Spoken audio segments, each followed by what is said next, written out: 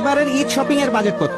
25-30 20,000 এর মতো আছে মোটামুটি 30,000 এর মতো। এই তো 25,000 এর মতো। আর বাজেট 5-এর মধ্যে ছিল 3 পিসের জন্য।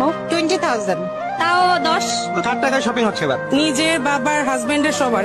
বাবার ভাইয়াই দেয়, তেমন না 10,000 12 করে 5,000 6,000 এরকম, এর থেকে 10। ঈদে নিজের জন্য কত টাকা বাজেট করেছেন? নিজের জন্য এখনো করা হয়নি।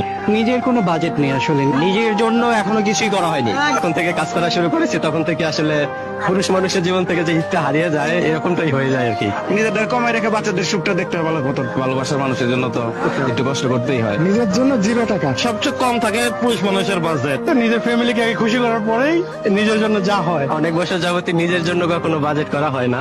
ঈদের জন্য নিজের শপিং বাজেট এখনো করা হয় নাকি? আগে ফ্যামিলির জন্য কিনে পরে লাস্টের দিকে বের হই আর কি নিজের জন্য কেনার জন্য। নিজের জন্য তেমন কিছু না, নিজের জন্য তো সামান্য, পুরোটাই পরিবারের জন্য। পরিবার, তারপরে পরিবার।